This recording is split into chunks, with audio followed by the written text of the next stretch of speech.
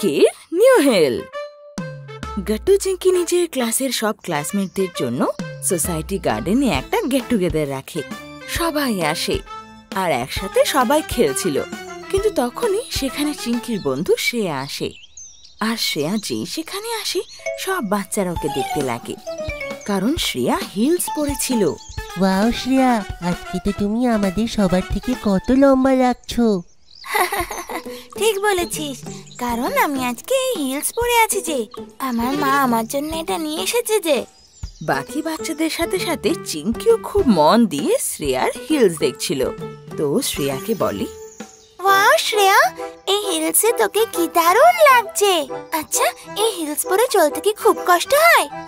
না রে চিঙ্কি, এটা বাচ্চাদের পরার জন্য নয়, কিন্তু আমার তো পরার অভ্যেস আছে, তাই আমি এটা পরে সহজেই চলতে পারি। ও তাই, ঠিক আছে। হ্যাঁ, আর না তো কি। আচ্ছা এবার আসি আমি। হ্যাঁ, মায়ের সাথে একটা পার্টিতে যাব এই হিলস পরেই। আর এটা বলে শ্রেয়া সেখান থেকে চলে যায়। আর চিঙ্কি তো যেন ওকে দেখতেই থেকে যায়। ওদিকে গট্টু যখন দেখে চিঙ্কি নিজের মনে হারিয়ে গেছে আর মন দিয়ে শ্রেয়ার যাওয়া দেখছে, তখন ওর কাছে এসে ও বলে, আরে চিঙ্কি, কি হলো? তুমি এখানে দাঁড়িয়ে কেন? কি দেখছো তুমি? চলো না খেলবো। না, আমি আর খেলবো না, আমি ঘরে যাব। আরে চিঙ্কি দাঁড়াও তো।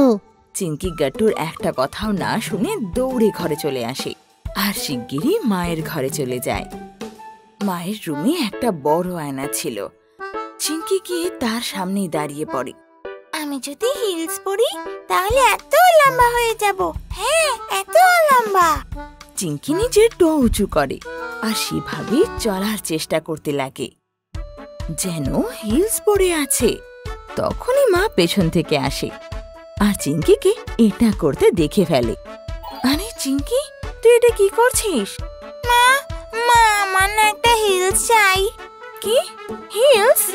হ্যাঁ মা, আজ যখন শ্রেয়া গার্ডেনে এসেছিল কি দারুণ একটা হিলস পরেছিল, আর সেই হিলে শ্রেয়াকে দারুণ লাগছিল। আমারও ওরকম একটা চাই মা। কিন্তু মা, হিলসে চলা তো খুব কঠিন, ওতে পড়ে যেতে পারিস তুই, আর পড়ে গেলে যে খুব ব্যথা লাগবে তোর। না মা, আমি হিলসে চলার খুব প্র্যাকটিস করব যাতে না পড়ে যাই। কিন্তু প্লিজ প্লিজ আমাকে একটা হিলস কিনে দাও না। মা যখন তারপর দেখে যে চিঙ্কি জিদ করছে আর হিলস নেওয়া ছাড়া কোনো পথ নেই, তখন চিঙ্কিকে বলে, তাহলে একটা কাজ করি, এখনই মার্কেট চলে যাই। আমাকে এমনিও মার্কেটে যেতে হতো, এখন সেখানে গিয়ে একসাথে হিলসও দেখা হয়ে যাবে। কি সত্যি? ইয়ে, দারুণ! মা চিঙ্কিকে নিয়ে একটা স্টোরে যায় যেখানে বিভিন্ন ধরনের স্যান্ডেল, শুজ আর বুটস রাখা ছিল। চিঙ্কি নিজের জন্য হিলস পছন্দ করে। ওয়াও মা, এখানে হিলসের তো কত ভ্যারাইটি আছে। আমার সবকটা হিলসে কি দারুণ লাগছে। হ্যাঁ রে বাবা, হ্যাঁ। যা, এবার তাড়াতাড়ি একটা হিলস চুজ করে নে, ওটা পরে তুই ভালো করে চলতে শিখবি। আর তারপর যখন তুই বড় হবি আমি অনেকগুলো হিলস কিনে দেব। ওকে মা, এটা তো খুব দারুণ হবে। চিঙ্কি দোকানে রাখা সব হিলস মন দিয়ে দেখতে লাগে আর তখনই একটা হিলস ওর খুব পছন্দ হয়। মা, মা আমি এই হিলসটা নেব, এই লালটা। দেখো না কি দারুণ দেখতে। হ্যাঁ, সুন্দর তো দেখতে, তবে মা এটা কিন্তু পয়েন্টেড হিলস, এতে চলা একদম সহজ নয়। আর এটা পরলে মনে রাখবি তোর পায়ে খুব ব্যথা হবে। কিন্তু চিঙ্কি সেই জুতো নেওয়ার জন্যই খুব জেদ করতে লাগে, তাই শেষমেশ মাকে সেই হিলস চিঙ্কিকে কিনেই দিতে হয়। চিঙ্কি জুতো কিনে যেই নিজের ঘরে যায় অমনি সেই জুতো পরে নেয় আর চলা ট্রাই করতে লাগে। ওয়াও চিঙ্কি, আমার মনে হয় খুব শিগগিরই তুমি হিলসে চলা শিখে যাবে। হ্যাঁ কাট্টু, দেখ আমি কি ভালোভাবে চলছি না। মা তো এমনি এমনি ভয় পাচ্ছিল। কিন্তু তখনই হঠাৎ চিঙ্কির পা মুড়ে যায় আরো পড়ে যায়। আরে চিঙ্কি সাবধানে। আমার কি ব্যথা করছে। আওয়াজ শুনে মাও সেখানে চলে আসে আর চিঙ্কিকে বলে, আরে তোকে বলেছিলাম না এতে ব্যথা লাগবে। যা এখন এটা খুলে রেখে দে, না হলে আবার ব্যথা খাবি। না না মা, আমার কিছু হয়নি, আমি তো শুধু এমনি পড়ে গেছি।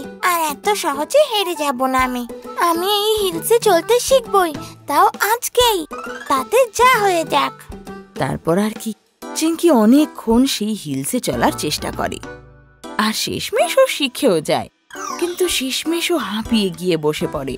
আর গাট্টু চিঙ্কিকে এভাবে দেখে জিজ্ঞেস করে, এখন কি হলো চিঙ্কি, তুমি খুশি নও কেন? গাট্টু, আমার পায়ে খুব ব্যথা করছে, কি যে করি?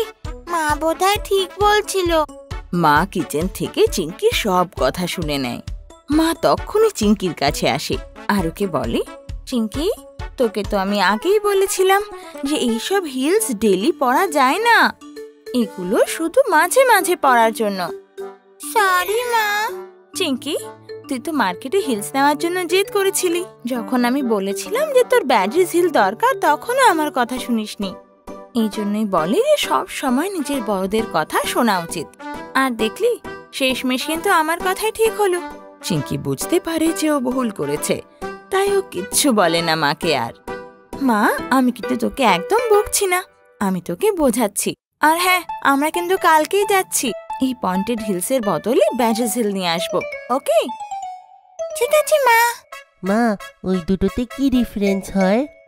বাবা, আসলে দুটোই সমান, কিন্তু ব্যাড্রিজ হিলই চিঙ্কির পায়ে এক ফোঁটা ব্যথা হবে না, আর ওটা পরে ও আরামে চলতে পারবে। ঠিক আছে মা, আমরা গিয়ে তাহলে কালকে ওটাই নেব। নেক্সট ডে মা আর চিঙ্কি দোকানে গিয়ে চিঙ্কির জন্য ব্যাড্রিজ হিল নিয়ে নেয়। আর এইবার এই হিলসে চলার জন্য চিঙ্কির পায়ে ব্যথাও হয় না। চিঙ্কি সেই নতুন হিলস পরে বন্ধুদের দেখাতেও যায়, আর সব বন্ধুরা ওর খুব প্রশংসা করে। চিঙ্কির হেয়ার কাট। চিঙ্কি আর গাট্টু আরাম করে লিভিং রুমে বসে টিভি দেখছিল। চিঙ্কি, হয়ে গেছে, তুমি আর এখানে কতক্ষণ কার্টুন দেখবে? না না গাট্টু, আমি এখন এই কার্টুনটাই বসে বসে দেখব। তখনই সেখানে মা চলে আসে। চিঙ্কি, এটা কিন্তু খুব খারাপ কথা। চলো নিজের ভাইয়ের সাথে রিমোট শেয়ার করো, তোমাদের পরস্পরের সাথে শেয়ার করা উচিত। আচ্ছা মা, এই নে গাট্টু, এবার তুই দেখ। তখন বাবাও সেখানে চলে আসে। আরে, এরা শুধু তো তোমার কথাই শোনে, আমার কথা তো একদমই শোনে না এরা। তুমি বাপের বাড়িতে যাচ্ছ, কে জানে কি করে সামলাবো। কি মা, তুমি মামা বাড়ি যাচ্ছ? মা, আমাদেরও নিয়ে চলো না, আমারও দিদার কাছে যাওয়ার আছে। না বাবা, তোমাদের পরীক্ষা আছে না? এমনিতেও দিদার শরীর খুব একটা ভালো যাচ্ছে না, তাই দেখা করতে যাচ্ছি আমি। আচ্ছা মা, তুমি শান্তি মতো যেও আর দিদার খেয়াল রেখো। আচ্ছা মা, তাড়াতাড়ি চলে এসো। হ্যাঁ বাবা, খুব তাড়াতাড়ি চলে আসবো আমি। ওহো মা, আমার এক্ষুনি মনে পড়লো, তুমি তো আমার হেয়ার কাটিং করতে বলেছিলে, কিন্তু তুমি তো চলে যাবে, এখন কি করে হবে তাহলে? আরে বাবা, তুই চিন্তা করিস না, আমি এই গেলাম আর এই এলাম। আচ্ছা মা, তুমি তাড়াতাড়ি এসো, তারপর করে দিও, কিন্তু আমি তোমার হাতে কাটিং করাবো। পরের দিন মা মামা বাড়ি চলে যায়, আর গাট্টু আর চিঙ্কি স্কুলে চলে যায়। বাচ্চারা, তোমরা কথা বলো না, আমাদের স্কুলে নতুন প্রিন্সিপাল এসেছেন। উনি আগে আর্মি স্কুলের প্রিন্সিপাল ছিলেন, আর উনি ভীষণ স্ট্রিক্ট। উনি সব বাচ্চার ইউনিফর্ম আর হেয়ারস্টাইল চেকিং করবেন বলেছেন। সব বাচ্চারা এক এক করে নিজের চেকিং করায়, আর কিছুক্ষণ পরে কিছু বাচ্চাদের আলাদা লাইনে দাঁড় করানো হয়, আর চিঙ্কিকেও সেই লাইনে দাঁড় করানো হয়। কিছুক্ষণ পর সেখানে প্রিন্সিপাল ম্যাডাম আসেন। স্টুডেন্টস, তোমাদের কারোর ইউনিফর্ম সঠিক নয়, এই জন্য তোমাদের এখানে দাঁড় করানো হয়েছে। এখন থেকে সবার ইউনিফর্ম নিট অ্যান্ড ক্লিন হতে হবে, আর তোমাদের চুলের লেন্থও একদম পারফেক্ট হতে হবে। মনে করে কালকের থেকে নিজেদের ইউনিফর্ম যেন সঠিক করে পরে আসবে, যাতে তোমরা স্কুলের রুলস ফলো করো, আর সেটা যদি না হয় তাহলে তোমরা পানিশমেন্ট পাবে। চিঙ্কি, আমি জানি তুমি কি কথা ভাবছো। দেখো, তোমার ইউনিফর্ম একদম পারফেক্ট আছে, কিন্তু তোমার হেয়ার স্টাইলে প্রবলেম আছে। তোমার চুল খুব বড় হয়ে গিয়েছে যে, আর স্কুলের রুল হিসাবে সব বাচ্চাদের নিজেদের চুলের লেন্থ এক সমান রাখতে হবে। তাই চিঙ্কি, তাড়াতাড়ি নিজের চুলের হেয়ার কাট করিয়ে নাও, যাতে তুমি পানিশমেন্ট না পাও। Okay ma'am.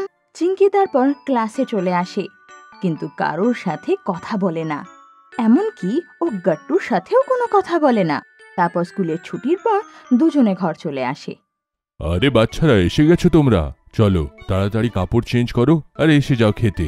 না বাবা, আমার খিদে পাচ্ছে না, আমি আমার রুমে যাচ্ছি। কি হলো চিঙ্কি? আর এটা বলে ও নিজের রুমে চলে যায়। দেখো না বাবা, এ আজকে এমন বিহেভ করছে। তারপর গাট্টু বাবাকে সব কথা জানায়। আরে গট্টু, এইটা তো খুবই চিন্তার ব্যাপার, কারণ ছোটবেলার থেকে এখনো অবধি চিঙ্কি শুধু মায়ের কাছে হেয়ার কাট করিয়েছে। এমনিতে তার চিন্তাটা সঠিক, যখন মা এখানে নেই তখন হেয়ার কাট কি করে হবে? বাবা, এতে কি এসে যায়? একটা বারের জন্য সে বাইরেও কাটিং করতে পারে। না গট্টু, খুব আগের কথা। চিঙ্কি ছোটবেলাতে চুল কাটাতে গেছিল, কিন্তু ভুল করে সিজারটা চিঙ্কির কানে লেগে গেছিল, তাতে সে একটু আঘাত পেয়েছিল। সেই আঘাতটা তো খুব কম, কিন্তু চিঙ্কি যে ছোট বাচ্চা ছিল তখন, তো সে সেই কথাতে খুব ভয় পেয়ে গেছিল, আর তবের থেকে সে মায়ের কাছেই হেয়ার কাট করায়। ও, তো বাবা এখন কি করবে বলো না, এখন কি করব? চিঙ্কি নিজের রুমে বসে ভাবছিল যে ও কি এবার পানিশমেন্ট পাবে, কারণ ও তো নিজের মাকে ছাড়া কাউকে দিয়ে হেয়ার কাট করায় না। আর ভাবতে ভাবতে ও ঘুমিয়ে পড়ে। যখন ওর ঘুম ভাঙে, দেখে গাট্টু আর বাবা ওর সামনে রেডি হয়ে দাঁড়িয়ে আছে। চলো চিঙ্কি মা, রেডি হয়ে যাও। রেডি? কিন্তু কেন বাবা? কোথায় যাচ্ছি বাবা? আমরা হেয়ার কাট করাতে নিয়ে যাচ্ছি না চিঙ্কি। কি? আমি করাবো না হেয়ার কাট? আমি মাকে ছাড়া কাউকে দিয়ে হেয়ার কাট করাবো না। আরে না চিঙ্কি, আমি তোমার না, আমার আর গট্টুর কাটিং করাবো। সত্যি? নয়তো কি, দেখো না আমাদের চুল কত বড় হয়েছে, তাই আমি আর বাবা কাটিং করতে যাচ্ছি। এসো, আমাদের সঙ্গে যাবে না? আচ্ছা চলো। আসলে এটা বাবা আর গাট্টুর প্ল্যান ছিল চিঙ্কির হেয়ার কাট করানোর জন্য। ওরা চিঙ্কিকে নিয়ে স্যালন পৌঁছে যায়, আর স্যালনের ভেতর থেকে একটা আন্টি বেরিয়ে আসে আর চিঙ্কিকে ভালোবেসে বলে, আচ্ছা তুমি তাহলে চিঙ্কি, তুমি তো বেশ মিষ্টি দেখতে, আর তোমার চুল কি সুন্দর, শুধু একটু ছোট্ট কিউট ধরনের হেয়ার কাট দরকারের। বাবা, আমি মাকে দিয়ে ছাড়া কাউকে দিয়ে হেয়ার কাট করাবো না। চিঙ্কি মা, এখন এটা ছেড়ে দাও, যদি তুমি হেয়ার কাট করাওনি তাহলে তুমি পানিশমেন্টও ঠিক পাবে। চিঙ্কি সোনা, চলো আমার সাথে ভেতরে এসো। তোমার যদি একটুখানি ভয় লাগে, আমি তোমার হেয়ার কাট করবো না তাহলে, আই প্রমিস। আর যদি তুমি তোমার ভয়ের সাথে লড়াই না করো, তাহলে সবসময় তোমার মনের ভেতর সেই ভয়টা থেকেই যাবে। এটা শুনে চিঙ্কির মনে সাহস এসে যায়। চিঙ্কি সোনা, আসো, এতে বসে পড়ো। এবার তোমার চোখটা বন্ধ করে নাও, আর দেখবে কিছুক্ষণের মধ্যে তোমার হেয়ার কাট হয়ে যাবে, আর তুমি জানতেও পারবে না। আচ্ছা আন্টি, আমি নিজের চোখ বন্ধ করে রাখবো। আচ্ছা বলো তাহলে, আমি নাকি শুনলাম তুমি আর গাট্টু মিলে একদিন স্যান্ডউইচ বানিয়েছিলে? হ্যাঁ আন্টি, আমাদের স্কুলে শেখানো হয়েছিল। খুব দারুণ টেস্টি ছিল আর খুব হেলদিও। আচ্ছা, হেলদি কি করে? আরে আন্টি, ওর মধ্যে চিজ ছিল না তো, আর অনেক ভেজিটেবলস ছিল, এই জন্যই তো ওটা একটা হেলদি স্যান্ডউইচ ছিল। ও, এবার বুঝলাম, চিঙ্কি তো খুব বুদ্ধিমতী। আন্টি আস্তে আস্তে চিঙ্কির সাথে কথা বলতে লাগে, আর 5 মিনিটের মধ্যেই চিঙ্কির হেয়ার কাট একদম তৈরি হয়ে যায়। চিঙ্কি সোনা, এবার তোমার চোখ খুলতে পারো। কি? সত্যি? আমার কি হেয়ার কাট এত তাড়াতাড়ি হয়ে গেল? আমি তো বুঝতেই পারলাম না, আর তাড়াতাড়ি হয়ে গেল। আর নয় তো কি, আমি বলেছিলাম না তোমাকে একদম ভয় পেতে হবে না। আরে চিঙ্কি, দেখো কত তাড়াতাড়ি তোমার হেয়ার কাট হয়ে গেল, আর তোমার ভয়টাও চলে গেল, তাই না? হ্যাঁ বাবা, আর আমার ভয়ও একদম চলে গেছে। আরে বা, এ তো খুবই ভালো কথা। তাহলে এই কথাতে আমরা আইসক্রিম পার্টি করি। আর দুজনে ওরা বাইরে গিয়ে আইসক্রিম খেতে লাগে। বেবির মেকআপ। অনেক বছর আগে একটা শহরে একটা ছোট পরিবার থাকতো। পরিবারে বেবি নামের 7 বছরের একটা বাচ্চা মেয়ে তার বাবা মায়ের সাথে থাকতো। বেবির মা খুব সুন্দর ছিলেন আর উনি খুব ভালো মেকআপও করতেন। বেবি নিজের মায়ের মেকআপ খুব পছন্দ করত। মাকে দেখে ও সব সময় ভাবতো যে আমি এরকম মেকআপ করলে কি সুন্দর দেখাবো। একবার ও নিজের মাকে বলল, মা, আমিও তোমার মতো মেকআপ করতে চাই। এ কথা শুনে মা খুব রেগে গেলেন আর বকা দিয়ে বললেন, বেবি, মেকআপ বড়দের জিনিস হয়, এই জন্যে মেকআপকে কোনোদিন হাত লাগাবে না। মায়ের বকুনি শুনে বেবি মেনে গেল, কিন্তু ওর লক্ষ্যটা সব সময় মেকআপের দিকেই থাকতো। একদিন স্কুলে ক্লাস টিচার সকলকে বললেন, কাল স্কুলে প্যারেন্টস টিচার মিটিং হচ্ছে, তার জন্য সব বাচ্চারা নিজের প্যারেন্টসকে স্কুলে আনবে। আমি সবার রিপোর্টস দেব পড়াশোনার। এই শুনে বেবি খুব খুশি হয়ে গেল। আমি আমার মার সাথে কাল স্কুলে আসবো। ও খুশি মনে বাড়ি ফিরলো আর নিজের মাকে টিচারের কথা সব বলল। মা, টিচার বলেছেন কাল স্কুলে প্যারেন্ট টিচারদের মিটিং হবে, এই জন্য তোমাকে কাল আমার সাথে স্কুলে যেতে হবে।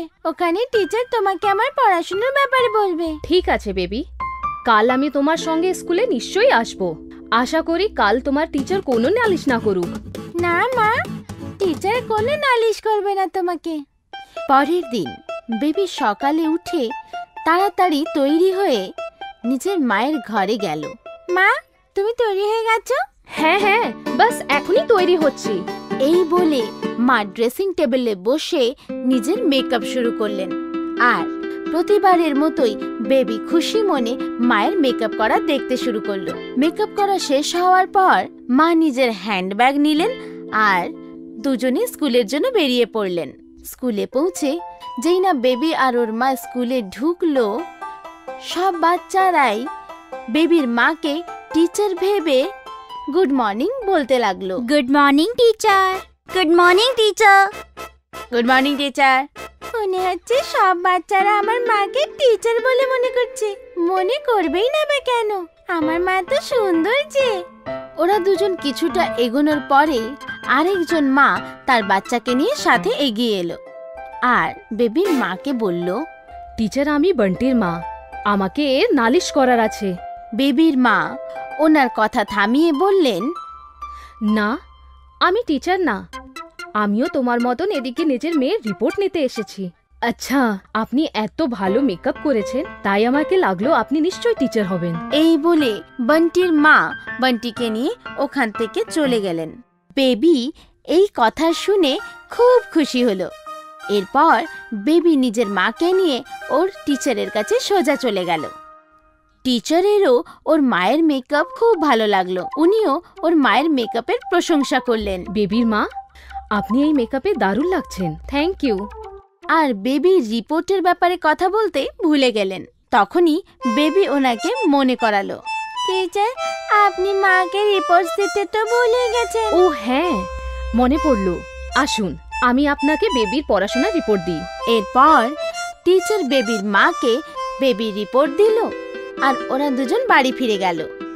স্কুলে নিজের মায়ের মেকআপের এত প্রশংসা শুনে আর দেখার পর বেবি আর থাকতে পারলো না।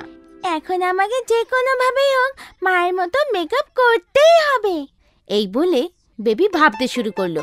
তখনই ওর মাথায় আইডিয়া এলো। আইডিয়া! আমি মায়ের থেকে লুকিয়ে মেকআপ করব আর তারপর মেকআপ করা মুখটা দেখিয়ে আমি সারপ্রাইজ দেব। এই ভেবে ও তাড়াতাড়ি করে নিজের ঘর থেকে বেরোলো। ও দেখলো মা রান্নাঘরে কাজ করছেন। ও সিঁড়ি দিয়ে ওপরে মায়ের ঘরে ঢুকলো। মা নিজের মেকআপ বক্স ড্রেসিং টেবিলের ড্রয়ারে রাখেন। ও ড্রয়ার খুললো আর ওর মধ্যে থেকে মেকআপ বক্স বের করলো। আজ আমিও মায়ের মতো মেকআপ করব। আর তারপর ও মেকআপ করা শুরু করলো। এক একটা করে ও লিপস্টিক, নেল পলিশ, ফাউন্ডেশন সবকিছু ওর নিজের মুখে লাগিয়ে ফেললো। এরপরে ওর নজর মেকআপ বক্সের মধ্যে রাখা কাজলে পড়লো। এই কাজলটা তো মায়ের খুব ফেভারিট, এটা তো মা নিজের চোখে রোজ লাগায়, আমিও লাগাবো এটাকে। কিন্তু যেই না বেবি কাজলটাকে লাগাতে শুরু করলো, কাজল চোখের জায়গায় ওর চোখের ভেতরে ঢুকে গেল, যার ফলে ওর চোখ জ্বলতে শুরু করলো। আমার চোখ, কাজল আমার চোখে চলে গেছে। ও দৌড়ে বাথরুমে গেল। ও নিজের চোখে জল ঝাপটালো, যার ফলে কাজল আর বাকি মেকআপও ওর মুখে ঘেঁটে গেল আর ওর চোখের মধ্যে চলে গেল। চোখে জ্বালা করার ফলে ও জোর জোর করে কাঁদতে শুরু করলো।